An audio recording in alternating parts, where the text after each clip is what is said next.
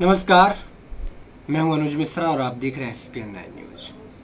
कर्नाटक के रण में वैसे कर्नाटक कांग्रेस ने और बीजेपी ने अपनी ताकत झोंक दी है, लेकिन देखा यह जाता है कि आए दिन कोई ना कोई विवाद शुरू हो जाता है। अब देख लीजिए कि अब राहुल गांधी के ऊपर एक वंदे मातरम पर युद्ध छिड़ गया है।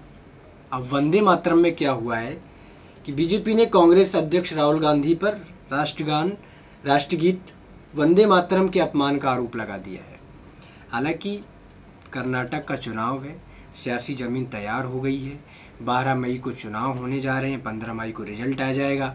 तो ऐसे में बहुत कम समय बचा है, तो इसी समय को पूरी तरीके से यूटिलाइज किया जाएगा। आरोप भी लगाए जाएंगे, आरोप प्रत्यारोप का दौर भी चलेगा, राजनीति भी होगी। चाहे वंदे मातरम को लेकर के राजनीति शुरू हो रही है, फिर कोई और मुद्दा निकाला जाएगा, फिर किसी धर्म को लेकर के मुद्दा शुरू होगा, फिर किसी मंदिर को लेकर के, फिर मठों को लेकर के, क्योंकि यही तो है राजनीति आजकल, यही हो रही है कांग्रेस और बीजेपी के बीच। शायद आपको याद होगा कि गुजरात चुनाव में किस तरीके से एक मंदिर का मुद्दा निकला था, जनेऊ का मुद्दा निकला था। विकास के मुद्दों पर बात नहीं होती है।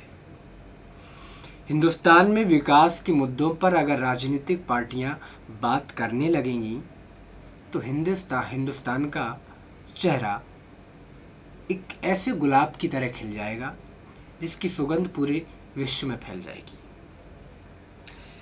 कर्नाटक हो या फिर गुजरात या फिर महाराष्ट्र हो या फिर यूपी हो या फिर मध्य प्रदेश, हर जगह इसी मुद्दों पर चर्चा होती है। विकास के मुद्दे गायब हो रहे हैं और जनता देख रही है, लेकिन जनता करे तो क्या करे। जनता के पास खुद कष्ट हैं ऐसे जो वो कुछ कर नहीं पा रही है। अपने घर चलाने को लेकर के 2 वक्त की रोटी खाना मुश्किल पड़ रहा है लोगों को।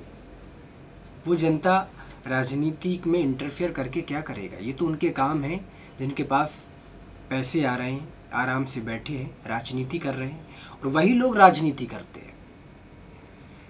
उन लोगों को राजनीति से कोई मतलब नहीं होता है जो लोग अपने पेट भरने के लिए, 2 वक्त का खाना जुटाने के लिए नौकरी पर निकल जाते हैं, पैसे कमाने के लिए निकल जाते हैं।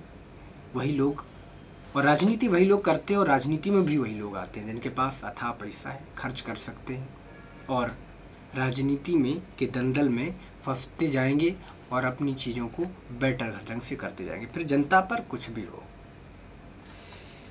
आखिर राहुल गांधी के ऊपर बीजेपी ने क्यों आरोप ये लगाया है कि उन्होंने वंदे मातरम को लेकर के कोई ना कोई अपमान किया? आइए देख लेते हैं इस खास रिपोर्ट के जरिए। कर्नाटक विधानसभा चुनाव के रण में अब वंदे मातरम पर युद्ध छिड़ गया है। बीजेपी ने कांग्रेस अध्यक्ष राहुल गांधी पर राष्ट्रगीत वंदे मातरम के अपमान का आरोप लगाया है। दरअसल ये विवाद एक वीडियो सामने आने के बाद शुरू हुआ। चुनाव प्रचार के दौरान कांग्रेस अध्यक्ष राहुल गांधी बतवाल में एक रैली में थे। वीडियो में दिख रहा है कि मंच पर बैठे राहुल कर्नाटक के कांग्रेस महासचिव के वेणुगोपाल की तरफ अपनी घड़ी दिखाते हुए इशारा कर रहे हैं, जिससे लग रहा है कि वे कह रहे हों कि कार्यक्रम जल्द खत्म करें। राहुल मंच पर कर्नाटक के मुख्यमंत्री सिद्धरामैया सहित पार्टी के वरिष्ठ नेताओं के साथ बैठे दिख रहे हैं। इसके बाद एक व्यक्ति वहां वंदे मातरम गा रहे गायक से जाकर कहता है कि वह वंदे मातरम के ही केवल एक लाइन गाकर ही गीत खत्म करें। बीजेपी ने इसके लिए राहुल की आलोचना करते हुए कहा है कि उनके मन में राष्ट्रगीत के लिए सम्मान नहीं है, जबकि कांग्रेस ने इस आरोप को खारिज करते हुए इसे पूरी तरह गलत बताया है।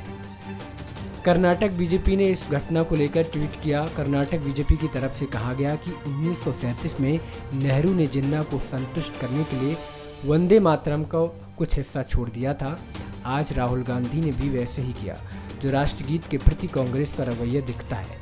बीजेपी के वरिष्ठ नेता एवं केंद्रीय मंत्री अनंत कुमार ने ट्वीट कर कहा कि हमारे जैसे आम भारतीय जननी जन्मभूमश्च स्वर्गादपि गरीयसी कहा करते हैं, जबकि अहंकारी, अनजान, वंशवादी वंदे मातरम को जल्द खत्म करने को कहते हैं। बीजेपी के एक अन्य नेता डीवी सदानंद गौड़ा ने कहा कि राहुल के मन में राष्ट्रगीत के लिए सम्मान नहीं है।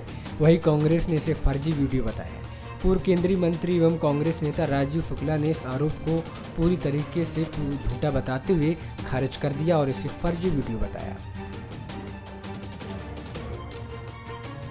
आपको मैं बता दूं कि राहुल मंच पर कर्नाटक के मुख्यमंत्री सिद्धारमैया सहित और पार्टी के जो नेता हैं, वरिष्ठ नेता हैं, उनके साथ बैठे दिख रहे हैं। इसके बाद एक व्यक्ति वहां वंदे मातरम गा रहे गायक से जाकर कहता है कि वह वंदे मातरम की केवल एक लाइन गाकर गीत खत्म कर दे।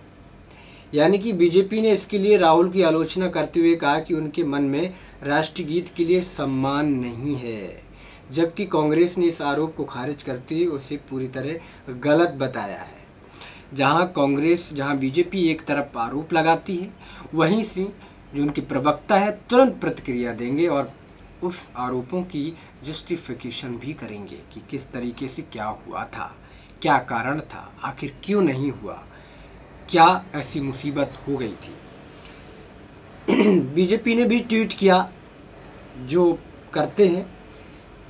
ट्वीट में कर्नाटक की बीजेपी की तरफ से कहा गया कि 1937 में नेहरू ने जिन्ना को संतुष्ट करने के लिए वंदे मातरम का कुछ हिस्सा छोड़ दिया था और आज राहुल गांधी ने भी वैसा ही किया है।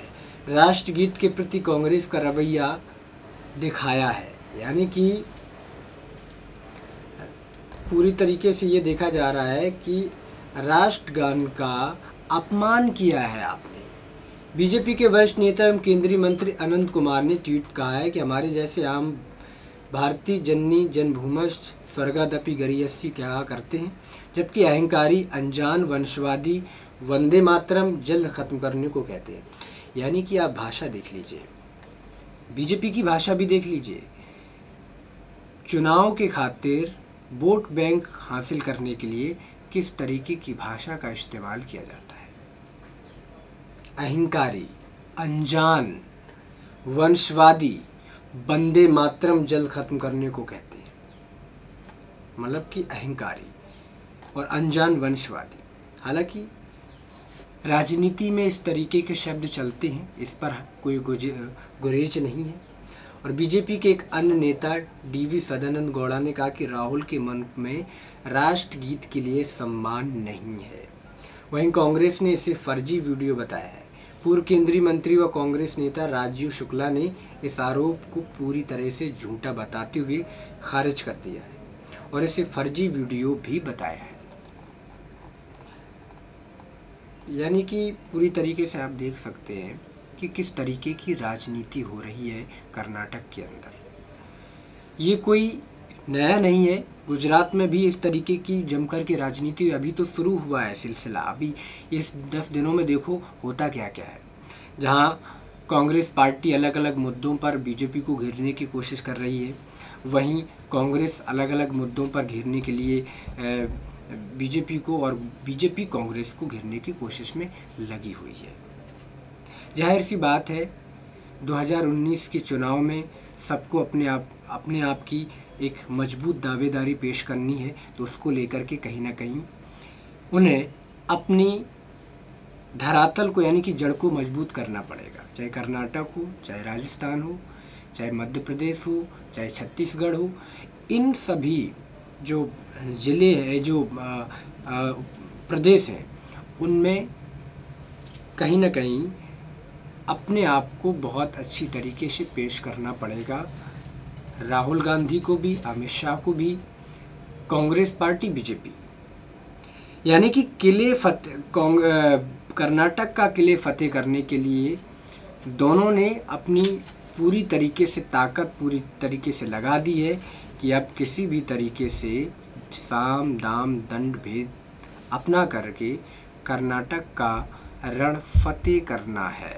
यानी कि पूरी तरीके से ये देखा जा रहा है कि अब कांग्रेस और बीजेपी एक दूसरे को जवाब देने के लिए तैयार खड़े हैं। और अब होता क्या है आगे, ये देखने वाली बात होगी। आज के लिए इतना ही, कल फिर मुलाकात होगी, तब तक नमस्कार।